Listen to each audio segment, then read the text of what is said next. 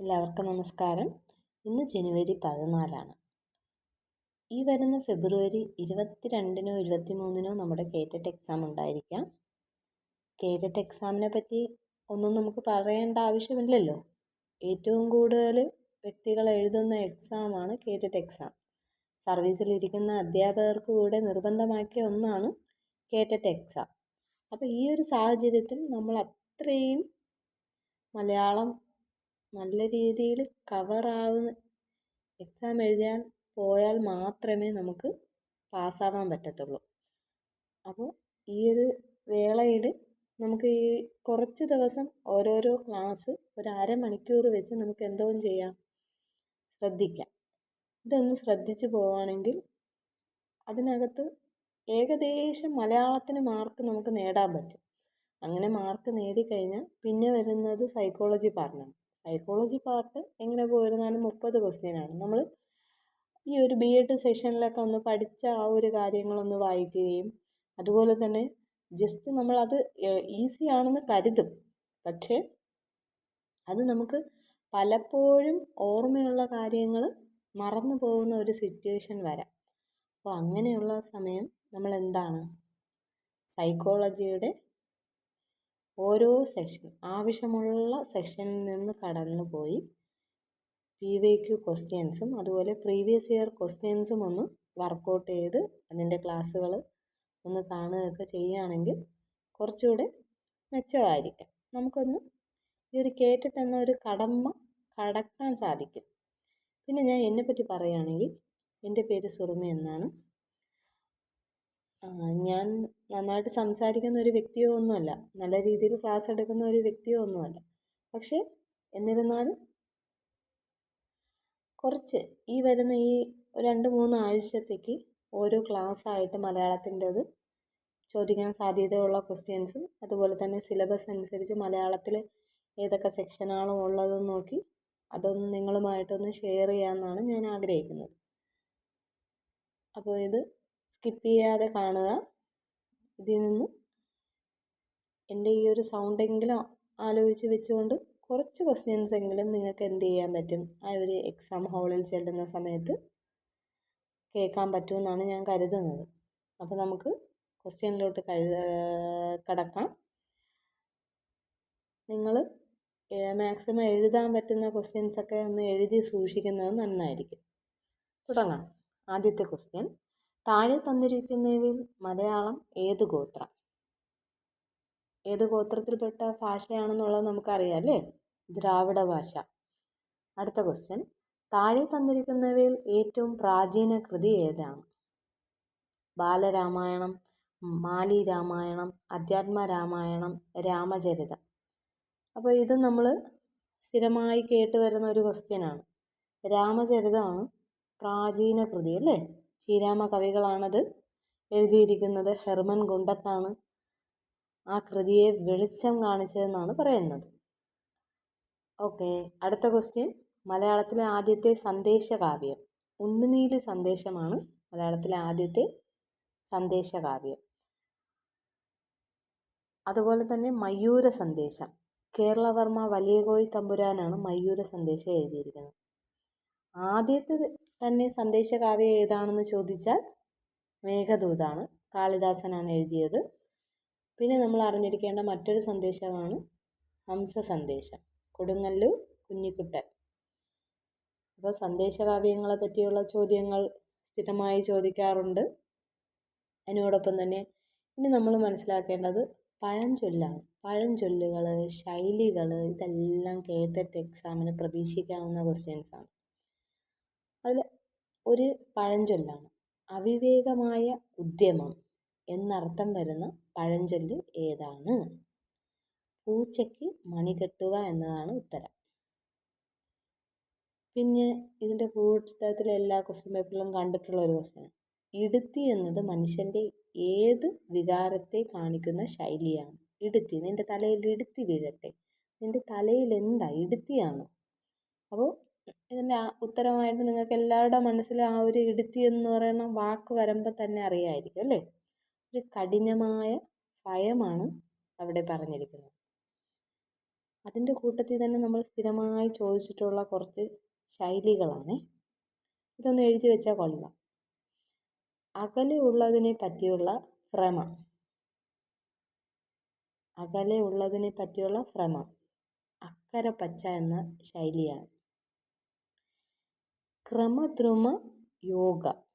ക്രമദ്രുമ യോഗ എന്ത് ശൈലിയാണ്? വലിയ ദൗർഭാഗ്യം എന്നതാണ് അതിന് വരുന്ന ഉത്തരം.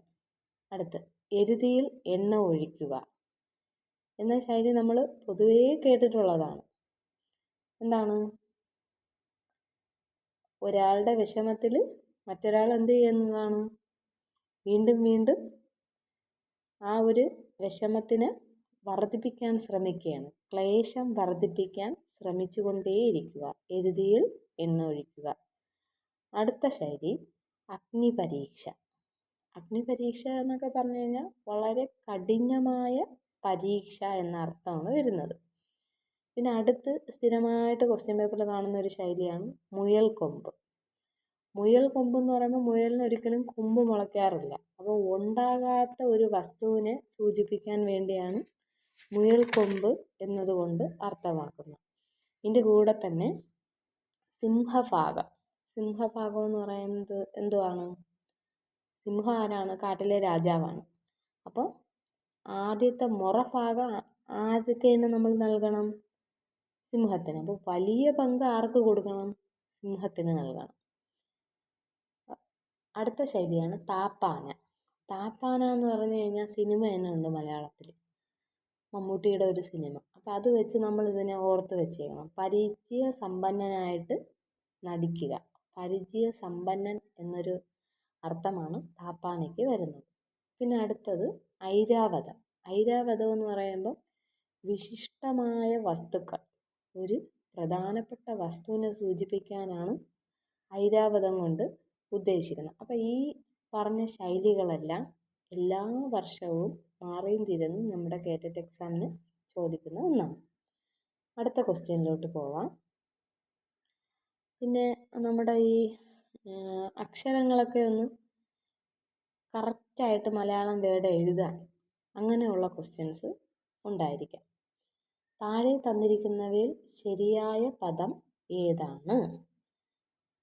വിമ്മിഷ്ടം, വിമ്മിഷ്ടം, വിമ്മിഷ്ടം, വിമ്മിഷ്ടം. അപ്പോൾ ഇങ്ങനെയുള്ള വാക്ക് നോക്കിക്കോ. വിമ്മിട്ടം, വിമ്മിഷ്ടം, വിമ്മിഷ്ടം, വിമ്മിഷ്ടം. ഇതിലേതാണ് കറക്റ്റായിട്ടുള്ള വേർഡ്? വിമ്മിട്ടം എന്നുള്ളതാണ്. അടുത്തതായിട്ട് ഗരുഡൻ. നമുക്ക് പലപ്പോഴും തെറ്റിപ്പോവും. ഗരുഡൻ്റെ ഇഡ. അപ്പോൾ ആദ്യം എഴുതിയിരിക്കുന്ന ഗരുഡനാണ് കറക്റ്റായിട്ടുള്ള വേർഡ്. പിന്നെ നമുക്ക് നീഠം. നമ്മൾ എല്ലാവരും തെറ്റിക്കുന്നതാണ് നീഠം. അതിലും ഫസ്റ്റ് എഴുതിയിരിക്കുന്നതാണ് കറക്റ്റ് ആൻസർ. അനന്തരവൻ, അനന്തിരവൻ. ഇതിലേതാണ്? അനന്തരവൻ എന്ന് പറയുന്ന ശൈലി ഒരു വേർഡാണ് കറക്റ്റായിട്ട് വരുന്നത്. അടുത്ത ക്വസ്റ്റ്യനിലോട്ട് പോട്ടെ. താഴെ തന്നിരിക്കുന്നവയിൽ ശരിയായ വാക്യം ഏത്? താഴെ തന്നിരിക്കുന്നവയിൽ ശരിയായ വാക്യം ഏത്? ഓരോ വ്യക്തികൾക്കും ഇക്കാര്യം ശ്രദ്ധിക്കാവുന്നതാണ്. ഓരോ വ്യക്തികളും ഇക്കാര്യം ശ്രദ്ധിക്കേണ്ടതാണ്. ഓരോ വ്യക്തിയും ഇക്കാര്യം ശ്രദ്ധിക്കേണ്ടതാണ്. ഏതാണ്? നമുക്കറിയാം, സി ആണ് ആൻസറായിട്ട് വരുന്നത്. ഓരോ വ്യക്തിയും ഇക്കാര്യം ശ്രദ്ധിക്കേണ്ടതാണ്. അടുത്ത ക്വസ്റ്റ്യൻ നോക്കൂ. മോക്ഷം ആഗ്രഹിക്കുന്ന ആൾ എന്ന പദത്തിൻ്റെ ഒറ്റപ്പദം ഏതാണ്? ഏതാണ്? മുമുക്ഷു. മോക്ഷം, മുമുക്ഷു. അതുപോലെ തന്നെ ജിജ്ഞാസു, അറിയാൻ ആഗ്രഹിക്കുന്ന കാര്യങ്ങൾക്ക് വേണ്ടിയാണ് ഈ പദം ഉപയോഗിക്കുന്നത്. ജിജ്ഞാസു. ജിഗീഷു, ജയിക്കാൻ ആഗ്രഹിക്കുന്നവർ എന്നതാണ് ജിഗീഷു കൊണ്ട് അർത്ഥമാക്കുന്നത്. അടുത്ത പദം നോക്ക്, പിപാസു, കുടിക്കാൻ ആഗ്രഹിക്കുന്നവർ. അപ്പോൾ മോക്ഷം മുമൂഷു, മോ മു. ജിജ്ഞാസു, അറിയാൻ ജിജ്ഞാസ കാണിക്കുക. ജിഗീഷു, ജയിക്കാൻ ആഗ്രഹിക്കുന്നവർ. പിപാസു, കുടിക്കാൻ ആഗ്രഹിക്കുന്നവർ. അടുത്ത ക്വസ്റ്റ്യൻ, നിളയുടെ കവി എന്നറിയപ്പെടുന്നത് ആര്? ആരാണ്? നിളയുടെ കവി എന്നറിയപ്പെടുന്നത് പി കുഞ്ഞിരാമൻ നായരാണ്.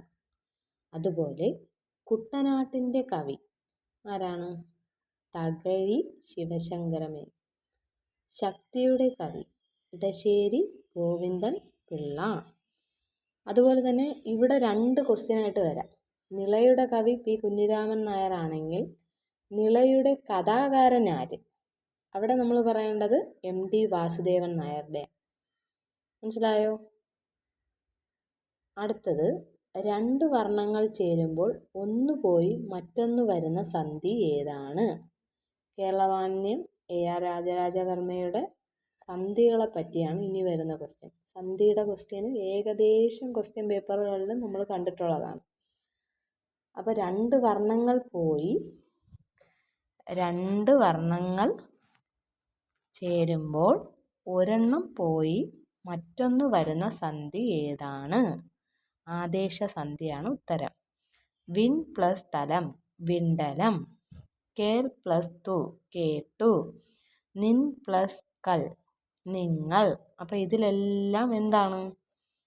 2 വാക്കുകൾ തമ്മിൽ ചേരുകയാണ് അല്ലേ? ചേരുമ്പോൾ ഒരു വാക്ക് പോയി മറ്റൊന്ന് അവിടെ വരികയാണെങ്കിൽ അതെന്ത് സന്ധിയാണ്? ആദേശസന്ധി.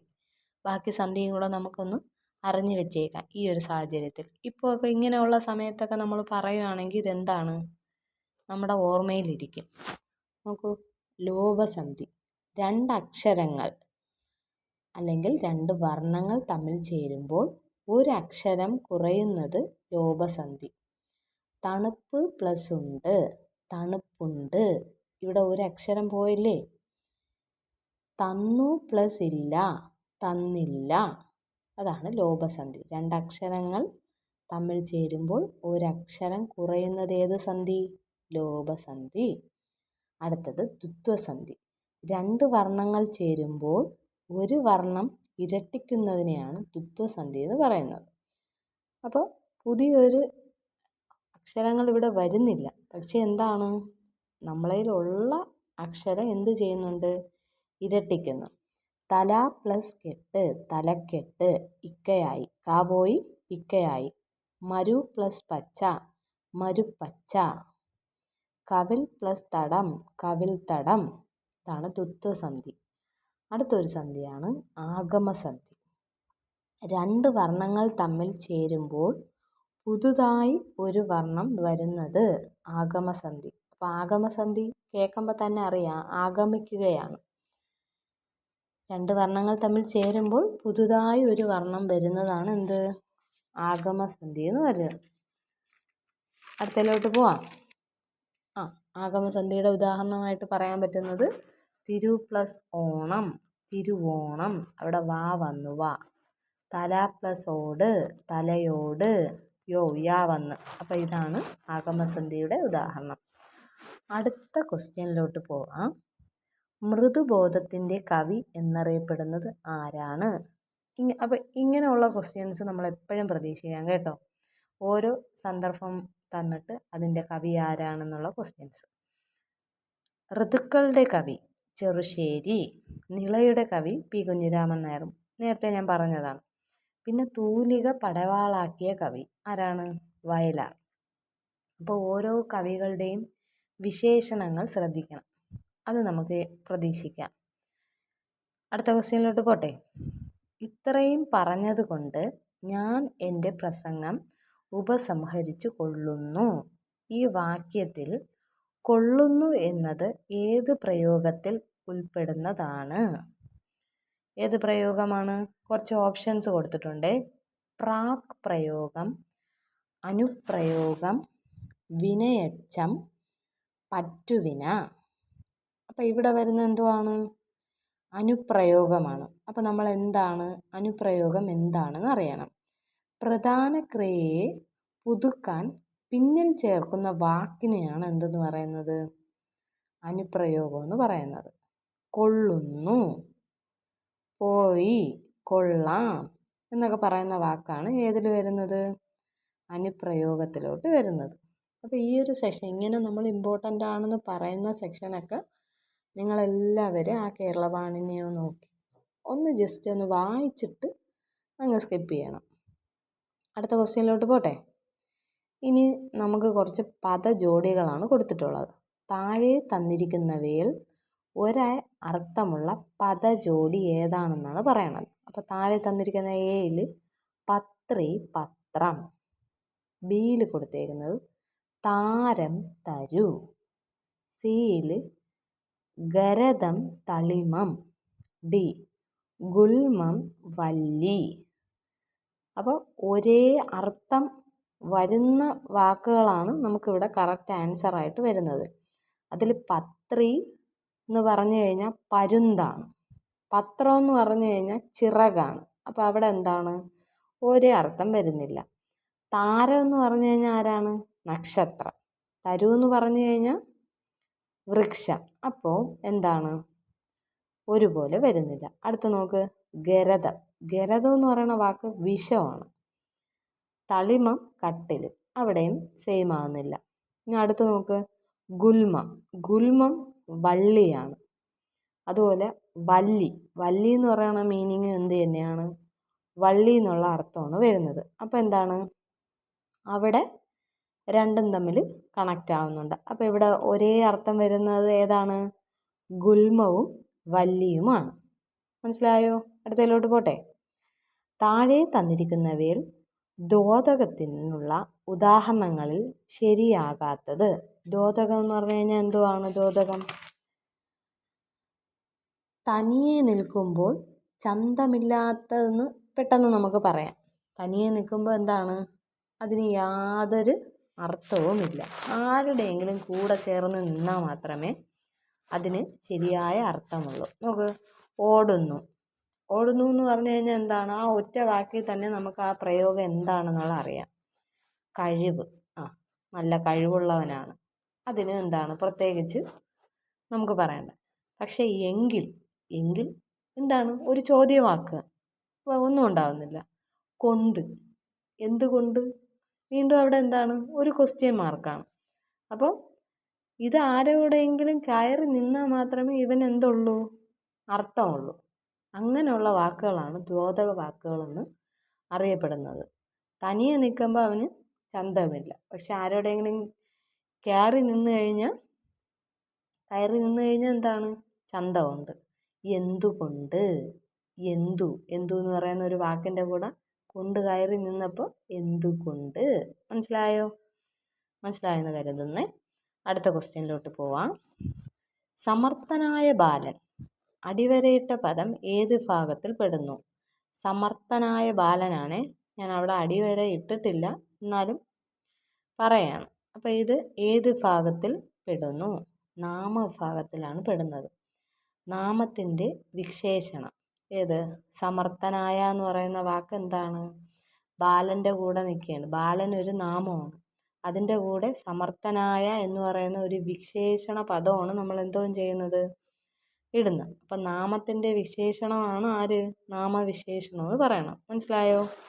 അടുത്ത്, ഭാഷാശാസ്ത്രപ്രകാരം ഉച്ചാരണക്ഷമമായ ഏറ്റവും ചെറിയ ഭാഷാ യൂണിറ്റ് ഏതെന്നുള്ള ക്വസ്റ്റ്യനാണ് അടുത്തത്. ഒന്നും കൂടെ പറയാം. ഭാഷാശാസ്ത്രപ്രകാരം ഉച്ചാരണക്ഷമമായ ഏറ്റവും ചെറിയ ഭാഷ യൂണിറ്റ് ഏതാണ്? ഏറ്റവും ചെറുതെന്ന് പറയുന്നത് എന്താണ്?